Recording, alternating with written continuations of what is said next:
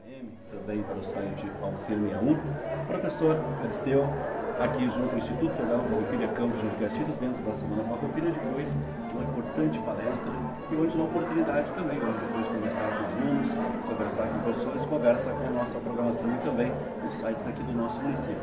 Mais uma vez, um prazer revê-lo, muito obrigado pela gentileza. Boa noite, Gabriel. Boa noite aos ouvintes de 14 de julho. Boa noite, Alcir.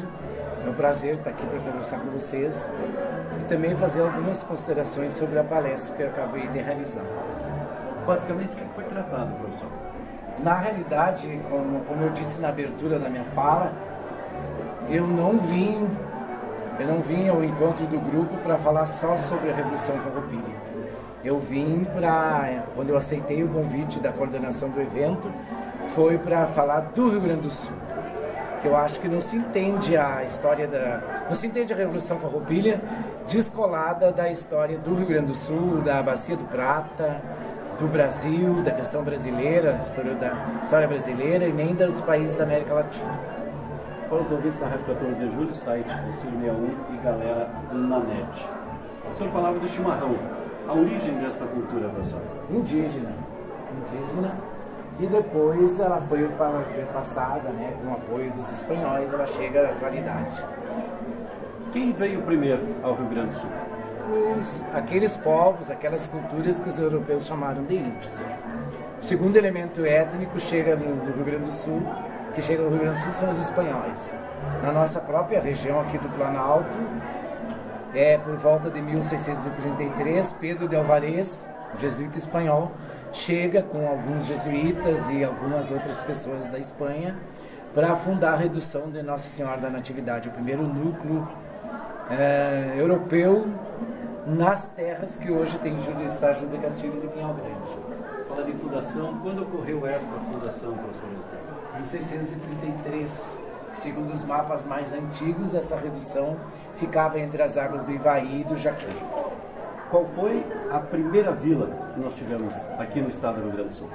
Não, a primeira vila é o Forte de Jesus Maria José, que cresceu ao redor do forte, né, fundado dia 19 de fevereiro de 1737, por José da Silva Paz, e que hoje é só a cidade de Rio Grande.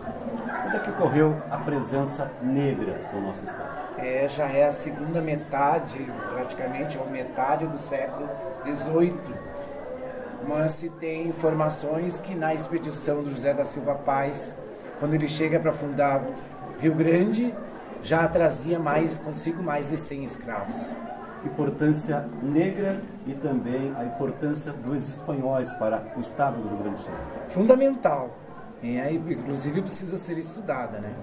Nós temos uma contribuição espanhola não só na formação histórica e econômica, mas na formação da nossa língua portuguesa ou brasileira falada no Rio Grande do Sul. A própria expressão coxilha, que é o símbolo geográfico do Rio Grande do Sul, é uma palavra de origem espanhola. O verbo alambrar, carnear, brete, a expressão res, que a gente usa para o gado no Rio Grande do Sul, também são de origem espanhola. De certa forma, professor Esteu, o Rio Grande do Sul está fora da nossa história? Como? Ou seja, não é muito discutido ou falado o estado do Rio Grande do Sul e sim somente o Brasil?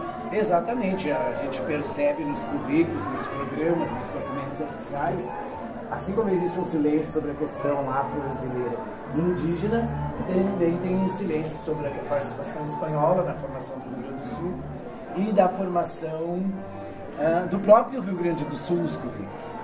Então, é complicado, né? Precisamos trabalhar o Rio Grande do Sul nas escolas de educação básica, nos cursos de formação de professores, porque eu parto daquele princípio que a gente só entende, só valoriza quando a gente conhece. Não se preserva aquilo que a gente não conhece. Não se ama quem a gente não conhece. Muito se fala e nós estamos vivendo a Semana Farroupilha. Mas por que ocorreu a Revolução Farroupilha? É todo um contexto, eu diria para vocês e para o público, que só acontece a Revolução Farroupilha no Rio Grande do Sul a partir do momento que existe a confluência de duas realidades. Uma realidade econômica, era a questão dos impostos contra a terra, contra o sal, contra o charque, né? E a questão do ideal republicano. Quando se aglutinam esses dois fatores, acontece a Revolução Farroupilha, que antecedeu o movimento republicano no Rio Grande do Sul. Estamos numa cidade chamada Júlio de Castilhos. Quem foi Júlio de Castilhos? Grande figura da nossa história. É um dos divulgadores maiores do movimento republicano. Ele foi uma pessoa dual, filho do seu tempo. Assim como ele foi escravista e monarquista, posteriormente ele foi abolicionista e republicano. Ele funda o Partido Republicano no Rio Grande do Sul. Ele está junto no palácio no momento da assinatura da ata de criação do município de Vila Rica, que depois foi se chamar Júlio de Castilhos em sua homenagem. E ele é um dos grandes, escreveu praticamente sozinho a primeira Constituição Gaúcha de 1891.